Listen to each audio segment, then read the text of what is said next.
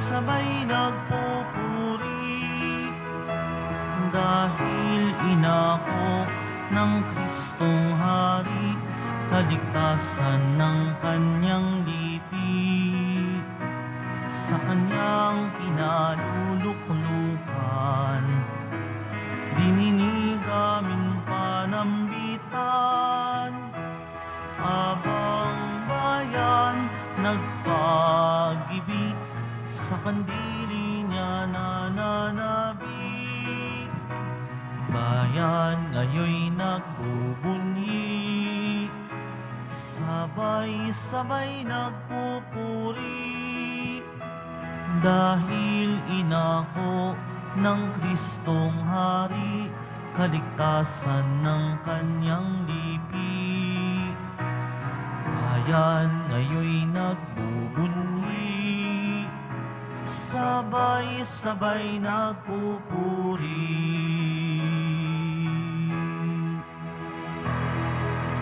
Sa ngalan ng Ama at ng Anak at ng Espiritu Santo. Amen. Ang pagpapala ng ating Panginoon Kristo, ang pag-ibig ng Diyos Ama, at ang pakikipagkaisa ng Espiritu Santo naway suma inyong lahat. At sumaiyo rin. Ang ating banal na misa paggunita kay Dakilang San Alberto, obispo at patas ng simbahan. Sinikap niya sa buong pagkaobispo, buong paglilingkod niya, ang ituro ang tamang aral ukol sa ating Panginoong Heso Kristo.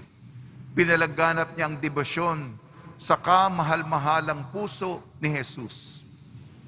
Mga kapatid, aminin po natin ating mga kasalanan upang tayo maging marapat gumanap sa banal na pagdiriwang. Inaamin ko sa makapangyarihang Diyos at sa inyo mga kapatid, na lubha ako nagkasala sa isip, sa salita at sa gawa, at sa aking pagkukulang, kaya isinasamo ko sa mahal na Birheng Maria at sa lahat ng mga anghel at mga banal, at sa inyo mga kapatid na ako'y panalangin sa Panginoong ating Diyos. Kaawaan tayo ng makapangyarihang Diyos, patawarin tayo sa ating makasalanan at patnubayan tayo sa buhay na walang hanggan. Amen. Panginoon, kaawaan mo kami. Panginoon, kaawaan mo kami. Kristo, kaawaan mo kami. Kristo, kaawaan mo kami. Panginoon, kaawaan mo kami. Panginoon, kaawaan mo kami. Manalangin tayo. Ama naming makapangyarihan, pinadakila mo ang obispong si San Alberto sa pagtatambalan ng karunungang likas sa tao at pananampalataya sa iyo. Ipagkalo mong mapanghawakan namin ang itinuturo niya upang sa pag-unlad ng kaalaman ay marating namin ang kaibuturan ng pagkakilala sa iyo at pagmamahal sa pamamagitan sa Kristo kasama ng Espiritu Santo magpasawalang hanggan. Amen. Magsiupo po ang lahat.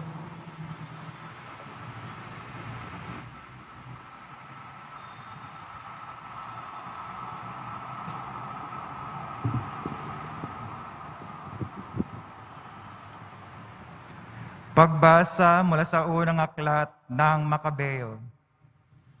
Noong mga araw na iyon, may sumipot na masamang binhi.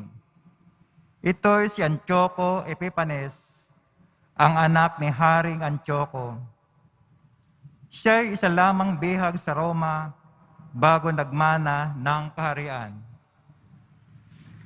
Nagsimula siya maghari ng taong 137. Noong kapanahunan ni Antioco Epiphanes, may limitaw na mga masasamang Hudyo na ayaw sumunod sa kautusan. Bagkus, inaakit pa ang mga mamamayan na makipagkasundo sa mga Israelita sa palibot nila. Makipagkasundo na tayo sa kanila. Wala naman tayong mahihita sa hindi pakikipagkasundo, kundi pawang kamalasan, wika nila. Ang ganitong panukala ay nagustuhan ng marami at ang ilan sa kanila ay agad nagpunta sa hari upang humingi ng pahintulot na sumunod sa mga tuntuning hentil. Pumayag naman ang hari. Nagtayo sila ng isang malaking palaruan sa Jerusalem, alinsunod sa kaugalian ng mga hentil. Gumawa sila ng paraan para mapawi ang bakas ng kanilang pagkatuli, at pati ang banal na tipan ay kanilang kinaligtaan. Ano pat nakisa na sila sa lahat ng masasamang gawain ng mga hentil. Ang hari ay nagpalabas ng isang kautusan para sa buong kaharian. Iniutos niya maging isa ang tuntunin sa bansa, kaya pinagbawal niya ang dating kautusan at ang relihiyon. Lahat ng hintil ay sumang-ayon at maraming Israelita ang sumunod. Naghandog din sila sa mga Diyos-Diyosan at nilabag ang araw ng pamamahinga. Noong taong 145, ika-15 ng buwan ng Kislev, si Haring Antioco ay nagpatayo ng kalapastangan ng walang kapantay sa altar ng pinagsusunugan ng mga hain. Nagpatayo rin siya ng mga damba ng pagano sa lahat ng lungsod sa palibot ng Judea. Kahit sa mga harap ng bahay ng mga lansangan, pinagsusunog ng kamanyang ang mga tao. Lahat ng makitang mga balumbon ng kautusan ng Diyos ay sinira at sinunog. At sino mang mahuli nagtataglay ng balumbon ng tipan o sumusunod sa kautusan ay pinapatay. Sa kabila ng lahat ng ito, marami pa ring Israelita ang nanatiling tapat at hindi kumain ng anumang pagkaing marumi. Matamis pa sa kanilang mamatay kaysa maging marumi dahil sa pagkain ng mga hindi pinahintulot sa kautusan kaysa sumaway sa banal na tipan. Marami nga ang namatay sa kanila. Katakot-takot na hirap ang dinanas ng buong Israel. Ang salita ng Diyos. Salamat sa Diyos. Poon ako'y lingapin mo, ang utos mo'y susundin ko. Poon, ako'y lingapin mo, ang utos mo'y susundin ko. Nag-aapoy ang galit ko sa tuwi kong mamalas, yung mga masasamang lumalabag sa iyong batas. Poon, ako'y lingapin mo, ang utos mo'y susundin ko. Silang mga masasama, kahit ako ay gapusin, ang bigay mong mga utos, di ko rin lilimutin. Poon, ako'y lingapin mo, ang utos mo'y susundin ko. Ang sino mang naghahangad na ako'y alipinin, iligtas mo ang lingkod mo't ang utos mo ang susundin. Poon, ako'y lingapin mo, ang utos mo'y susundin ko. Palapit na ng palapit ang sa akin imuusig, mga taong walang galang sa utos mong isinulit. Poon, ako'y lingapin mo, ang utos mo'y susundin ko. Yang mga masasamay, tiyak na di maliligtas, dahilan sa kautusang hindi nila ginaganap. Poon, ako'y lingapin mo, ang utos mo'y susundin ko. Nagdaramdam akong labis kapag aking namamasdan yung mga taong taksil na laban sa kautusan. Poon, ako'y lingapin mo, ang utos mo'y susundin ko. Tumayo na po ang lahat.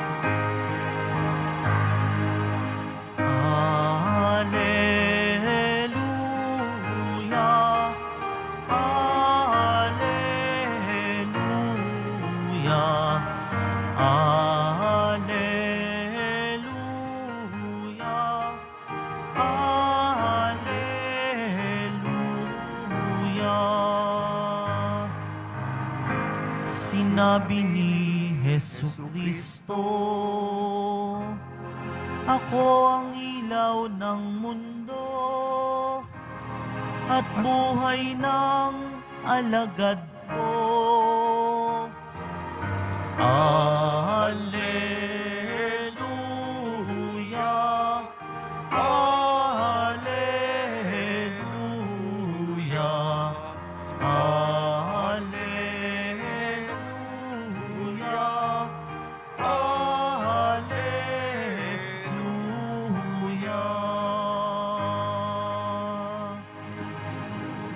Sumainyo ang Panginoon. At sumairin. Ang mabuting balita ng Panginoon ayon kay San Lucas. Papuri sa iyo, Panginoon. Malapit na si Jesus sa Jericho at doon ay may isang lalaking bulag na nakaupo sa tabi ng daan at nagpapalimos. Nang marinig nitong nagdaraan ang maraming tao, itinanong niya kung ano ang nangyayari. Nagdaraan si Jesus na taga Nazaret. Sabi niya, at siya'y sumigaw, Jesus, anak ni David, mahabag po kayo sa akin. Sinaway siya ng mga nasa unahan, ngunit lalo pa niyang pinaglakasan ang sigaw, anak ni David, mahabag po kayo sa akin. Kaya tumigil si Jesus at iniutos na dalhin sa kanyang bulag. Inilapit nga nito at tinanong ni Jesus, anong ibig mong gawin ko sa iyo? Panginoon, ibig ko po sana'y manumbalik ang aking paningin. Sagot niya. At sinabi ni Jesus, mangyaring ibig mo, pinaggaling ka dahil sa iyong pananalig. Noon di nakakita siya at sumunod kay Jesus. At nagpasalamat sa Diyos. Nang makita ito ng mga tao, silang lahat ay nagpuri sa Diyos. Ang mabuting balita ng Panginoon. Pinupuri ka namin, Panginoong Heso Kristo. Magsiipo na po ang lahat. Sa simula ng panibagong linggo, binabati po namin kayo sa pagpapala, pagbibindisyon, pagbibiyaya, pagkakaloob ng napakaraming grasya mula sa ating butihing Panginoong Heso Kristo. Palakasin tayo ng salita ng Diyos upang ating masundan at matalima ang kalooban ng Ama sa ating pang-araw-araw na buhay. Pupunta na po tayo sa ating unang pagbasa sa Lumang Tipan, panibagong aklat. Unang aklat ng Makabeyo. Para po kung nagbibigay ng lektura. Makabeyo. Mahalaga ito sapagkat buwan ng Nobyembre, pinagdadasal natin ang mga yumao. O Father, nasaan sa Biblia yung purgatorio? Bakit tayo magdadasal para sa mga patay? Ayon sa ikalawang Makabeyo. Sabi ni Judas Makabeyo, marami sa mga sundalo niya sa kanyang hukbo ang nag-alay ng buhay para mapanatili ang reliyon ng mga Hudyo para pambayad sala nila. Tayo'y mag-alay ng mga panalangin. Diba? Tayo'y mag-alay ng mga dasal para sa mga namatay nating kapatid na namatay sa digmaan. Sige po. Ang unang Makabeyo, kasi simula pa lamang, yun po ang kahalagahan ng librong ito. Magdasal tayo para sa mga nauna sa atin sa makabilang buhay. Kasi po noon, binanggit ko po yung hukbo, yung digmaan. Sino ang kadigmaan nila? Yung imperyo. Alam natin yung mga Romano, mga Cesar, sila yung mga makapangyarihan noon. Bago yung mga Romano, yung mga Griego, si dakilang Alejandro, sa Ingles, Alexander the Great. Ayun. Baka sa kasaysayan, yung imperyo. Ang kanilang tinatatag, sinasakop nila yung mga bansa, kasama na yung Israel. Meron doon yung, kasi si Alejandrong Dakila, meron siya mga hinati-hati niya. O ito, Antiochus Epiphanes, ikaw ang bahala sa Israel mamahala. Ayun. Yung mga kinagawi ang pagano, kaya nga, pinakamahalaga sa mga Hudyo, yung templo nila, yung paghahandog. Inilagay ba nitong Antiochus Epiphanes na mga Grego, isang paganong estatwa, kalapastangan ng sobra-sobra, pambabastos sa kanilang paniniwala. Kaya nga, lumaban itong sila Judas Macabeo at ang kanyang mga kapatid at kanyang mga hukbo. Kinalaban itong puwersa na malakas ng mga Grego at siyempre, malakas yun. Marami sa mga Israelitang namatay. Yan po unang pagbasa. Ang aral, ipagtanggol natin ang ating pananampalataya, magdasal para sa mga kaluluwa. Sa ating ebanghelyo ayon kay San Lucas, yung mga tao nandyan si Jesus, tinatansya nila, tinitimbang nila si Jesus, pinag-aaralan si Jesus. Buti pa yung bulag. Jesus, anak ni David. Kung sino pa yung may kapansanan, kilala niya kung sino si Jesus, ang Mesiyas, anak ni David. Ang senyales, mga bulag makakakita, mga may kapansanan gagaling. Anong gusto mong gawin ko sa iyo? Panginoon. Kaya nga sinabi niya pinakamataas na titulo, Panginoon. Panginoon, gusto ko pong makakita. Kung sino pa yung mababang tingin ng tao, kung sino pa yung huli na pag-iwanan na sa buhay, nasa kanya pa yung kalubusan ng katotohanan at pagkagaling sa kanya. Ito yung maganda. Yung iba, pinagdududahan pa. Talaga bang mirakulo ito? Baka meron pang ibang eksplanasyon. Anong ginawa ng bulag na pinagaling? May panata, sumunod, at yung mga kasama niya, nagpuri sa Diyos. Ang aral, nandito na si Jesus, pinagdududahan mo pa? Meron ka pang kritikong eksaminasyon? Susubukin mo ang Diyos. Kulang ka sa pananampalataya? O, yung bulag. Jesus, anak ni David, maawa kayo sa akin. Alam niya kung ano ang hihilingin niya, makakita. Kumuha tayo ng halimbawa sa taong ito na sumunod kay Jesus nung pinagaling siya. Tumanaw ng utang na loob. Nakakita siya. Dati bulag ako, ngayon ako'y nakakita. Susunod ako sa kanya. Sa tulong ni Maria, ni San Jose, ni dakilang San Alberto na nagtataguyod ng tamang turo ni Jesus, nawa po, tularan natin ang bulag na pinagaling ni Jesus. May tunay na pananampalataya at tunay na disipulo ng Panginoon. Magsitayo po ang lahat.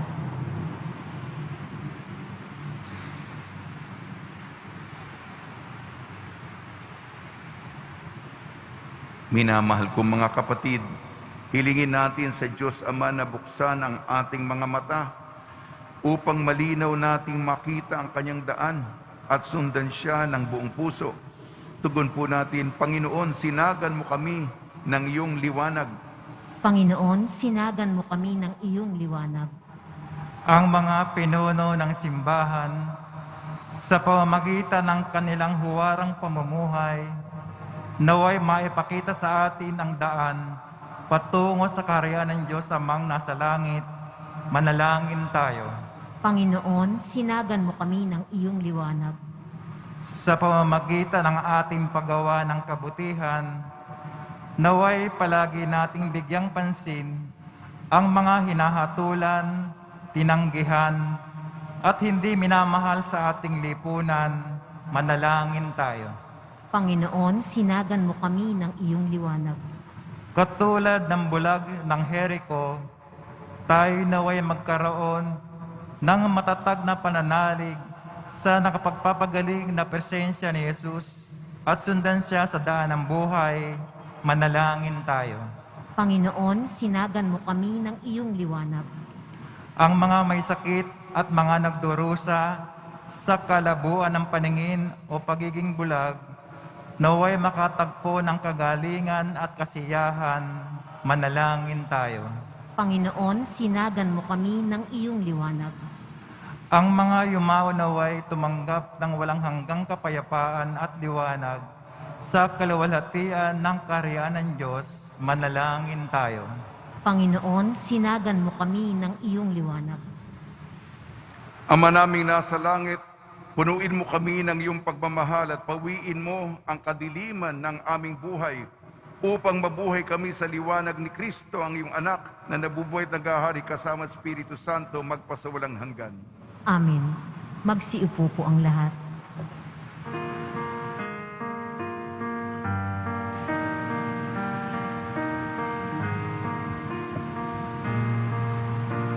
Ang himig mo, ang awit ko, lahat ng ito'y nagmula sa iyo. Muling ihahandog sa'yo, buong puso kong inaalay sa'yo. O Diyos, o Panginoon, lahat ay biyayang aming inampon, aming buhay at kakayahan. Ito'y para lamang sa iyong kalwalhatian. Ito'y para lamang sa iyong kalwalhatian. Magsitayo po ang lahat. Manalangin kayo mga kapatid upang ang ating paghahain ay kalugdan ng Diyos amang makapangyarihan.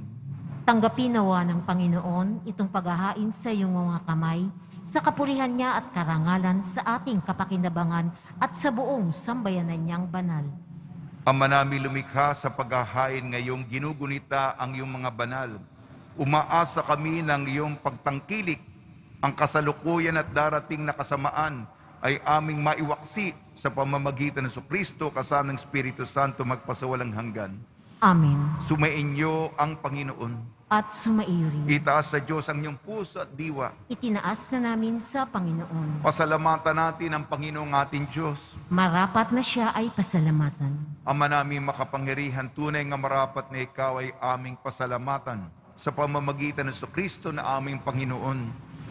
Ngayong si San Alberto ay pinararangalan sa pamumuhay niyang totoong uliran at magiging maasahan sa panunungkulan.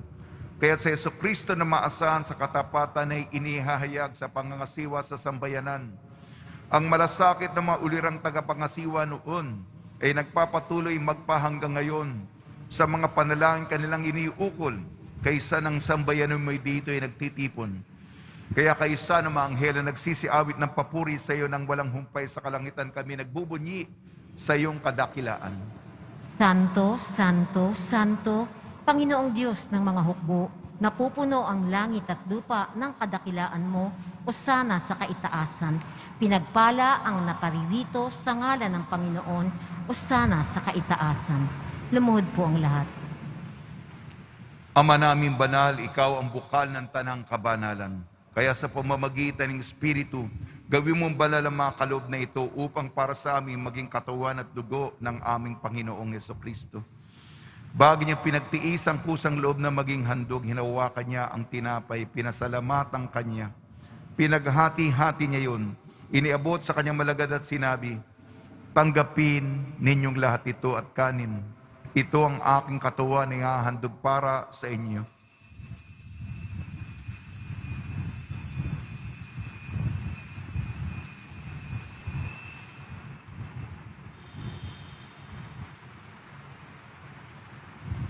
Gindi naman nung matapos ang hapunan, hinawakan niya ang kalis, muli kanyang pinasalamatan. Inabot niyang kalis sa kanyang malagad at sinabi, tanggapin ninyong lahat ito't inumin. Itong kalis ng aking dugo, ng bago at walang hanggang tipan. Aking dugo na ibubuhos para sa inyo at para sa lahat sa kapagpapatawad ng mga kasalanan. Gawin ninyo ito sa pag-alala sa akin.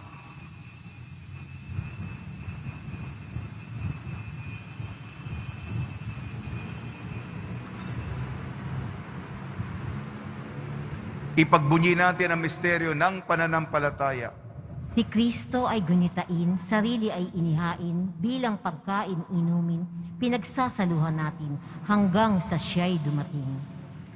Ang mga ginagawa namin ngayon ng pag-alala sa pagkamatay at muling pagkabuhay ng iyong anak. Kaya't inialay namin sa iyong tinapin na nagbibigay buhay at ang kalis na nagkakaloob ng kaligtasan. Kami nagpapasalamat dahil kami minarapat na tumayo sa harap mo para maglingkod sa iyo.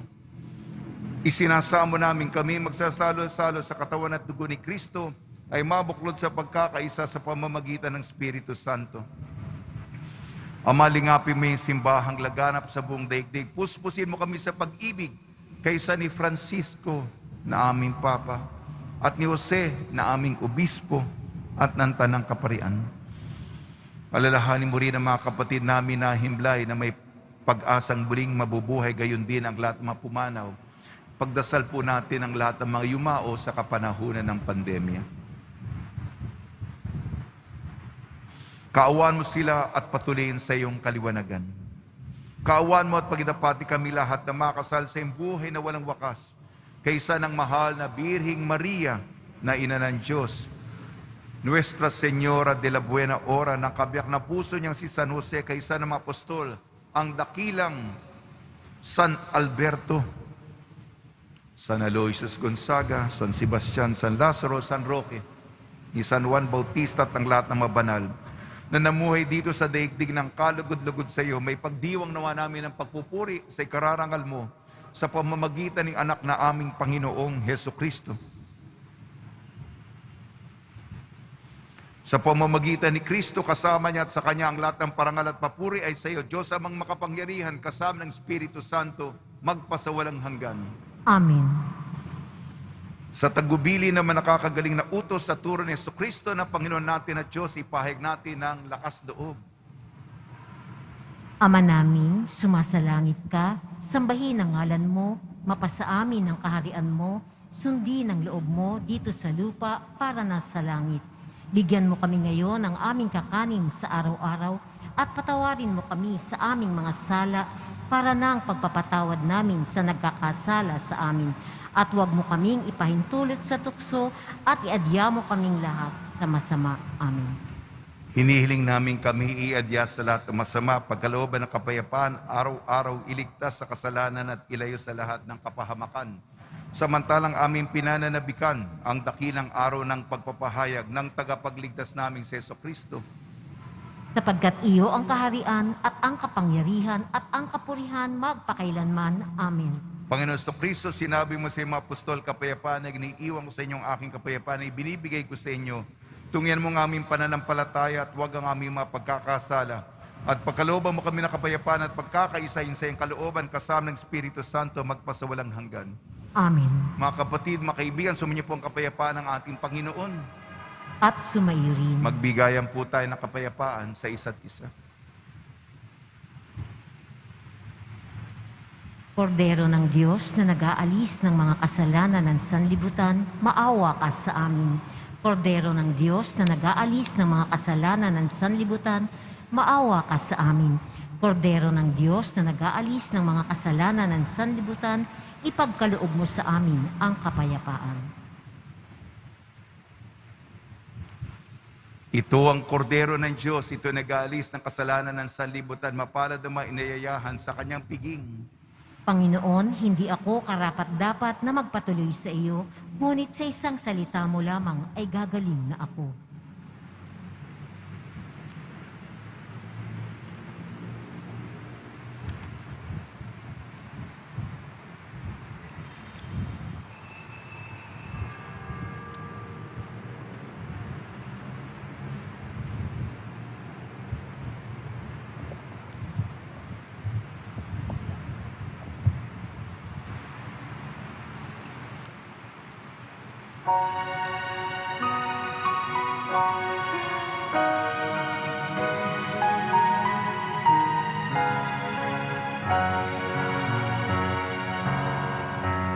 Lahat ng banal sa paraiso na nagtagumpay laban sa tukso. Si Kristo'y nasa kanilang puso. Alleluia, Alleluia.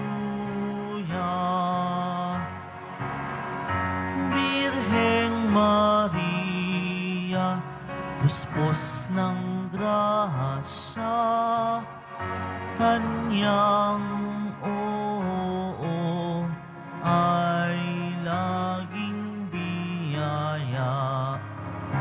Ang kanyang anak ay ating saya. Alleluia, Alleluia.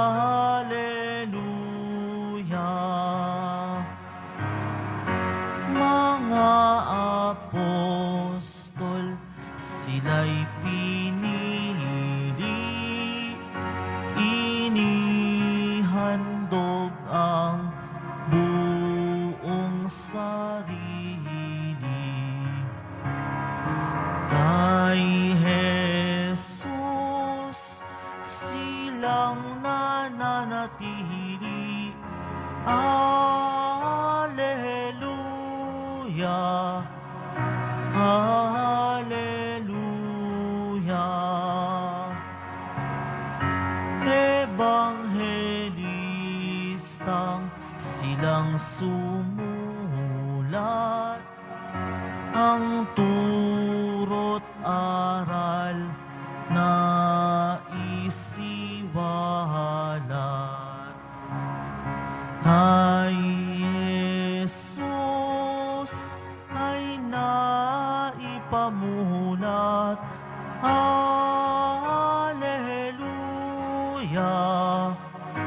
Alleluia.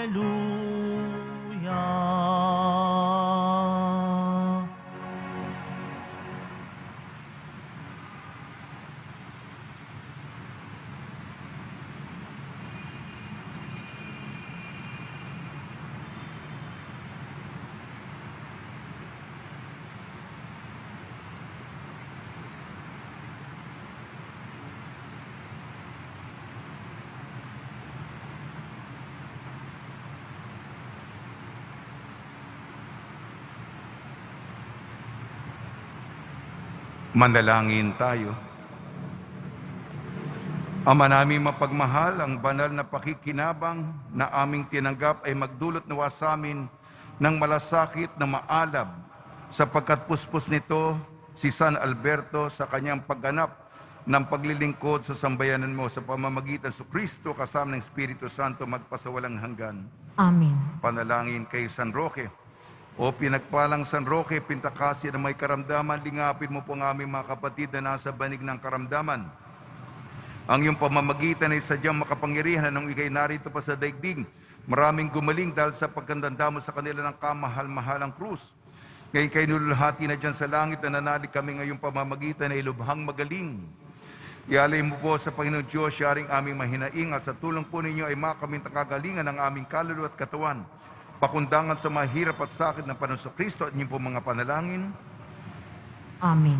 Senyor San Roque, panalangin mo po kami upang kami madya sa salot ng COVID-19 at sa mga karamdaman ng katawan at kaluluwa. Senyor San Roque, panalangin mo po kami upang kami madya sa salot ng COVID-19 at sa mga karamdaman ng katawan at kaluluwa. Senyor San Roque, panalangin mo po kami upang kami madya sa salot ng COVID-19 at sa mga karamdaman ng katawan at kaluluwa. Panalangin para sa mga kaluluwa. Mga kapatid, dating ipagdasal ang ating mga minamahal na yumao at ang lahat ng mga kaluluwa sa purgatorio. Panginoon namin Diyos, Ama namin, Ikaw po ang dahilan ng aming pagsilang. Sa iyo galing ang aming hiram na buhay. Buong kababaang loob po kaming nananalangin at kami nagmamakaawang kalugdan mo po ang mga kaluluwa ng mga pumanaw na sa mundong ito. Sila naway magkamit ng buhay sa iyong piling. Alisin mo ang anumang mga karumihan ng kasalanan upang sila'y maging marapat sa iyong walang hanggang kalinisan. Iahon mo sila mula sa purgatorio at bigyan ng puwang sa iyong kaharian sa langit. Kapayapaan kailanman ang igawad ng may kapal sa yumaong nagsipanaw. Sila naway silayan ng iyong ilaw na walang hanggan. Amen. Mapanatag nawa sila sa kapayapaan. Amen.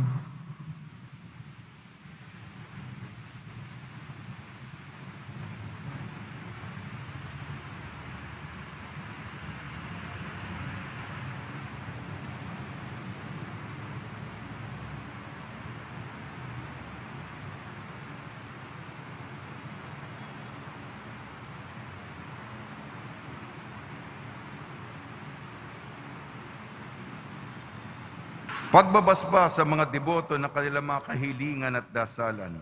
Mahal na po ang Jesus Nazareno, iniyag mo sa pamamagitan ng krus ang walang maliw na pag-ibig ng Diyos sa sangkatauhan. Pakinggan mo kahilingan yung angkan na nagsusumamo sa iyo, makamtanawa nilang inyong katugunan at tanggapin na kasagutan na may utang na loob na tinatanaw. Basbasan din po niyo mga daladala nilang mga imahin at dasalan sa pamamagitan ng bendisyon ito. Naway maalala nila mga pangalan sa binyag na ikaw, ibig at paglilingkuran bilang Panginoon magpasawalang hanggan. Mainyo ang Panginoon At sumairin. at pagpalain kayo ng makapangyarihan Diyos, Ama, Anak at Espiritu Santo. Amen.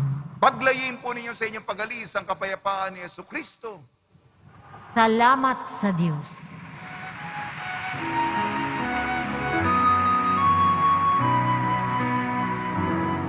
Nuestro Padre Jesus Nazareno, sinasamba ka namin.